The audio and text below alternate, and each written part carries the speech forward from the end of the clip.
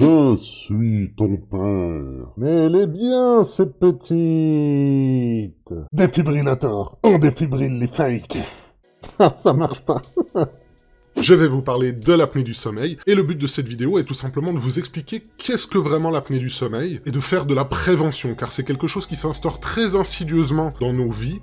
On ne s'en rend pas forcément compte au début qu'on commence à faire de l'apnée du sommeil, et c'est généralement quand il commence à y avoir des conséquences graves ou dangereuses, que là on se dit « il y a peut-être quelque chose d'un petit peu anormal qui se passe dans mon corps ». Mais pour cette vidéo, j'ai la chance de pouvoir travailler, la chance ou pas, avec des supports physiques, puisque, étant diagnostiqué comme ayant une apnée du sommeil grave, je suis suivi par la Ligue pulmonaire suisse, qui m'a donné toute la documentation nécessaire, j'ai un suivi personnalisé. Alors oui, si vous avez entreaperçu le fait qu'il y avait une marque, c'est mon appareil que j'utilise, donc vous avez vu le masque dans l'introduction. C'est un appareil Philips, voilà, il n'y a pas de... Il n'y a pas de placement de produit, de toute manière, c'est un appareil médical. Qu'est-ce que l'apnée du sommeil? Déjà, posez-vous cette question, est-ce que vous connaissez l'apnée du sommeil? Moi, je vais vous donner ma réponse avant que je sache réellement ce que c'est. Parce que je pense que beaucoup de gens, en tout cas moi et pas mal de proches, on avait déjà entendu parler de l'apnée du sommeil. T'es fatigué, enfin, tu te réveilles la nuit... C'est un peu flou. C'est des concepts un peu flous. On sait que ça touche le sommeil, on sait que ça touche la fatigue, mais... Voilà, il s'agit d'un arrêt respiratoire lorsque nous dormons qui dure plus de 10 secondes. Au-delà de ces 10 secondes, le cerveau et le corps n'étant plus alimentés en oxygène, notre très cher cerveau va envoyer un signal d'alarme, de l'adrénaline va être injectée dans notre cœur afin de relancer la pompe, cela va créer en fait un micro-réveil où nous allons reprendre notre souffle, vraiment le... Puis, très souvent, nous allons nous rendormir ou n'avoir même pas conscience, en fait, d'avoir connu ce micro-réveil. Et en fait, c'est ce nombre d'arrêts que nous faisons à l'heure, c'est calculé à l'heure, tout au long d'une nuit standard de sommeil, qui va définir la gravité ou non de l'apnée du sommeil, en sachant qu'il ne faut pas s'alarmer si, par exemple, vous entendez un de vos proches, des fois, reprendre son souffle comme ça ou s'arrêter de respirer. Ça peut arriver à tout le monde. Il y a un seuil qui est acceptable avant d'être considéré comme une apnée du sommeil réelle. Globalement, on considère comme normal une personne qui fait entre 8 et 10, voire 12 à peu près, apnées par heure chaque nuit. Au-delà de ce chiffre-là, jusqu'à une vingtaine, 20-25 apnées par heure la nuit, vous êtes considéré comme ayant une apnée du sommeil qui nécessite déjà une prise en charge. Au-delà de ce chiffre, jusqu'à 34, 35, voire 40, c'est considéré comme une apnée importante, ça nécessite bien évidemment de toute façon un appareil, et au-delà de cette valeur d'environ la quarantaine, entre 35 et 40, vous êtes considéré comme ayant une apnée grave, quelle que soit la valeur. Donc que vous ayez 60 apnées du sommeil par heure, ou que vous en ayez 70 ou 100, c'est la même chose, vous êtes considéré comme ayant une apnée grave. Après, c'est juste que plus vous en avez, plus la pathologie, en fait, va vous affecter plus rapidement. Mais concrètement, pourquoi ça s'arrête? C'est tout simplement, en fait, le muscle que nous avons là derrière, juste après la langue, donc des voies respiratoires, qui vont s'affaisser. Alors normalement, ils sont censés être sous tension, afin que quand vous dormiez, que vous êtes couché, l'air puisse continuer, en fait, à transiter. Ça va s'affaisser, bloquer votre voie respiratoire et vous empêcher tout simplement d'avoir l'air qui transite. Les causes sont assez nombreuses, et principalement le surpoids, le tabagisme, et également la consommation d'alcool le soir. Après, bien entendu, si par exemple vous avez des allergies au pollen, il peut y avoir des périodes de l'année où c'est beaucoup plus fort, ainsi que pas mal d'autres petits éléments, tout simplement une faiblesse musculaire au niveau de ces muscles très spécifiquement qui font qu'ils n'arrivent pas à garder leur tension lorsque vous dormez. Donc c'est dur en fait de pouvoir vraiment définir qu'est-ce que c'est très précisément, et que bien souvent, malheureusement, lorsque vous avez de l'apnée du sommeil, c'est très souvent à vie. Bon, maintenant on voit à peu près ce que c'est l'apnée du sommeil, mais ok, d'accord, on s'arrête de respirer, mais qu'est-ce que c'est les conséquences réelles de ça sur notre corps? Alors tout simplement, il y a tout ce qui découle de la fatigue. Et selon depuis combien de temps vous avez de l'apnée du sommeil, selon l'intensité, la gravité des apnées que vous faites à l'heure, vous allez avoir de la fatigue qui va s'accumuler progressivement, et ça peut se faire aussi bien en quelques mois, voire même en quelques semaines, comme cela peut se faire sur plusieurs années. Et c'est là le piège de l'apnée du sommeil, c'est que ça peut s'instaurer insidieusement dans votre vie, et je vais y revenir un peu après, parce que c'est là le point le plus important afin de pouvoir comprendre qu'est-ce qui nous arrive. Mais qui dit accumulation de fatigue dit forcément l'irritabilité, une potentielle dépression, de la perte de concentration, de l'inattention, ce qui peut être dangereux selon le métier que l'on exerce. Si vous prenez le volant, par exemple, cette irritabilité, cette dépression peut nuire à votre vie de couple, ça peut avoir de l'impact sur votre relation, sur vos relations professionnelles, sur votre cadre professionnel. Vous pouvez vous retrouver à vous endormir pour un oui ou pour un non à peu près n'importe où. La fatigue est tellement intense que peu importe le nombre d'heures que vous dormez, vous n'arrivez plus à assumer une journée physiquement. Les muscles également vont en pâtir avec le temps. Mais également, vous avez une augmentation drastique, selon encore une fois la gravité, des risques d'AVC. Car comme je l'avais expliqué, lorsqu'il y a cette injection d'adrénaline dans votre cœur, le cœur il va carburer, alors que théoriquement il est censé se reposer pendant cette période-là. Donc non, effectivement, quand on y pense comme ça, dit comme ça déconne vachement moins en fait, c'est pas juste de la fatigue. Quand tu vis les conséquences d'une fatigue prolongée et intense, je peux te dire que c'est vachement moins drôle, parce que c'est facile de dire comme ça, ouais, mais la fatigue cumulée, le musculaire, le manque de concentration, le machin, le truc, t'as trop fait la fête ce week-end. Bien évidemment. Maintenant, on va passer dans l'aspect un peu plus prévention / storytime. Alors, j'aime pas du tout ce terme, parce que là, c'est vraiment l'idée de faire un témoignage. Parce que le vrai danger de l'apnée du sommeil, c'est pas de l'avoir. Parce qu'une fois qu'on a le traitement, c'est peanuts. On vit normalement.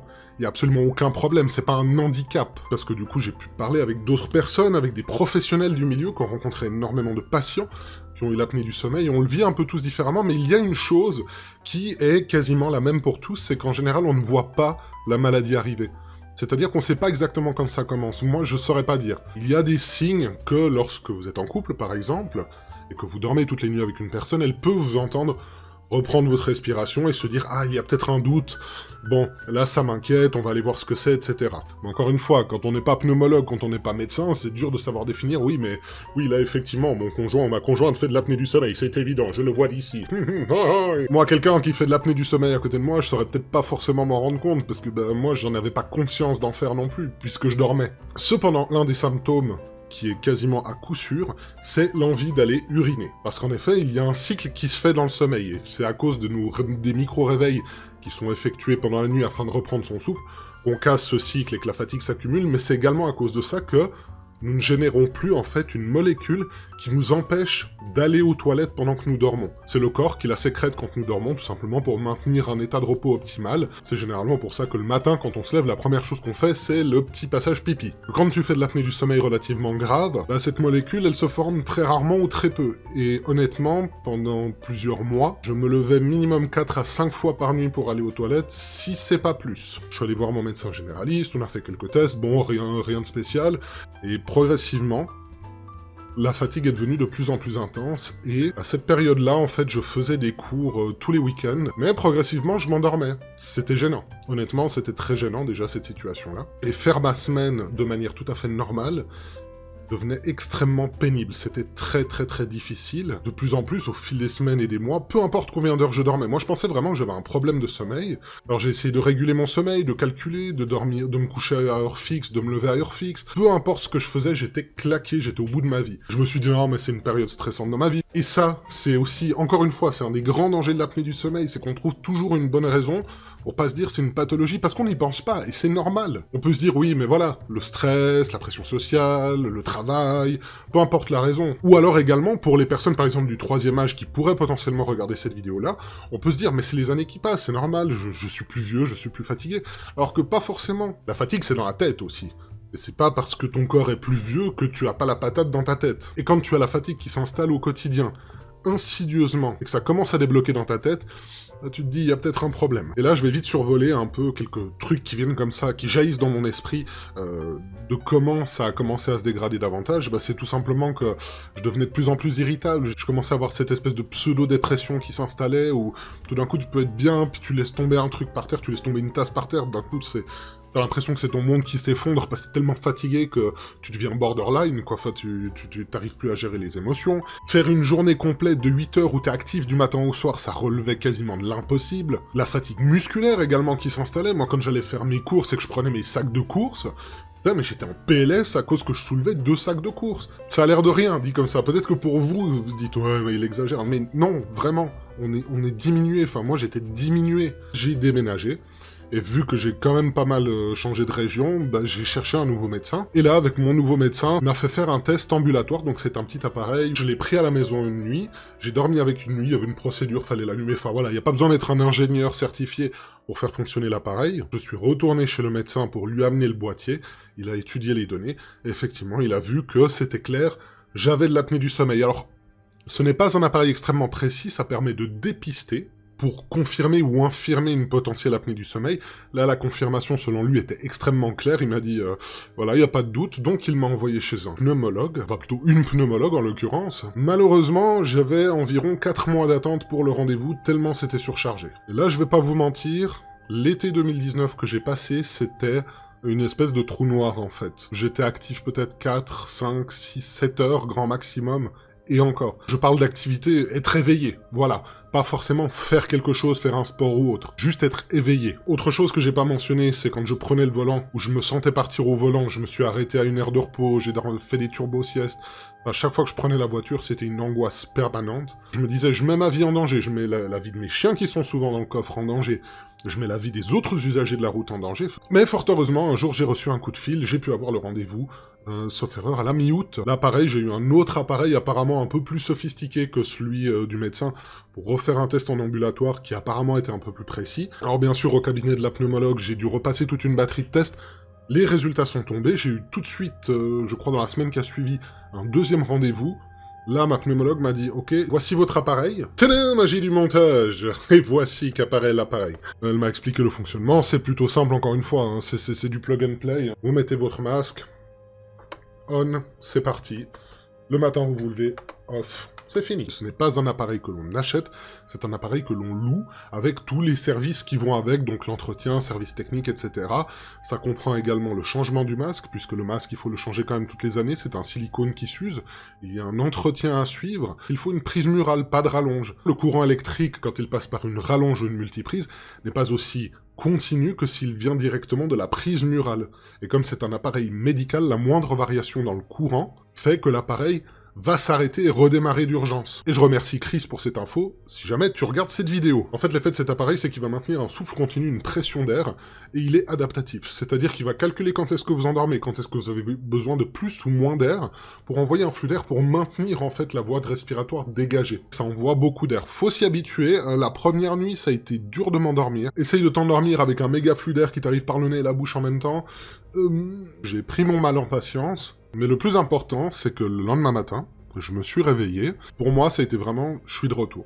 Après une semaine, oui, c'était une semaine d'utilisation, je suis passé de 98 apnées par heure à 18. 98 à 18. En une semaine, ça m'a changé ma vie, mais littéralement. Donc on a boosté encore un petit peu l'appareil. Là, je suis passé de 18 à 8, et j'ai eu mon rendez-vous avec la Ligue pulmonaire où le technicien m'a dit « Ok, bon, on va essayer d'optimiser encore un peu le truc, on va voir ce que ça donne, je verrai dès qu'il y aura le prochain rendez-vous. » Mais ça m'a vraiment, vraiment, vraiment changé ma vie. Là, je vis comme une personne normale qui n'a rien. Alors, ce n'est pas impossible que l'apnée du sommeil disparaisse si l'on élimine les causes probables de cette apnée, comme par exemple le tabagisme, l'alcool le soir, ou encore le surpoids. C'est pas garanti que ça l'enlève non plus, donc on sait pas. Je pense vraiment que je vais garder l'appareil toute ma vie, comme la majorité des gens. Et au final, est-ce que c'est vraiment si dérangeant que ça? Non, puisqu'on a un service qui est quand même suivi, ça nous permet de vivre comme une personne normale. Moi, je pense également, quand je vous dis ça, je pense aussi à ces personnes qui sont atteintes de handicap invisibles, qu'on ne voit pas. Aussi terrible que ça puisse paraître dit comme ça, c'est des personnes qui ne peuvent rien faire. Faut traiter symptomatiquement, etc. Tandis que là, dans ce cas de figure, si on fait rien, ça peut être très dangereux, ça peut créer des accidents, ça peut vous causer un AVC, ça peut vous achever. Alors qu'en fait, juste à l'aide d'un simple appareil, ça pourrait régler tous vos problèmes et vous redonner vraiment la patate et tout ce qu'il faut. Donc honnêtement, c'est pas grand-chose pour améliorer sa qualité de vie, et de loin. Ne mésestimez pas les gens que vous avez en face de vous qui pourraient vous parler de ça. Vérifiez si vous n'avez pas un des symptômes, renseignez-vous si vous avez un doute, ou si vous ne vous sentez pas bien. Bien entendu, ce n'est pas forcément systématiquement l'apnée du sommeil, mais ça vaut quand même le coup de vérifier. En tout cas, j'espère que ce témoignage un peu storytime, je suis désolé, ça a duré bien plus long que ce que j'imaginais. Dans tous les cas, j'espère que ça vous aura apporté quelque chose, que peut-être ça vous aura sensibilisé aux personnes qui ont de l'apnée du sommeil, qui peuvent en faire. Peut-être que ça vous aura sensibilisé par rapport à vos proches et aux gens qui ont de l'apnée du sommeil. Peut-être que par rapport à vous, ça vous aura permis de vous faire prendre conscience que peut-être il y a une autre voie à explorer que simplement une régulation simple du sommeil ou autre chose. Quoi qu'il en soit, moi je vous dis à tout bientôt pour la prochaine vidéo. Si on ne se voit pas sur la chaîne, peut-être ailleurs sur le web, prenez soin de vous. Bye bye.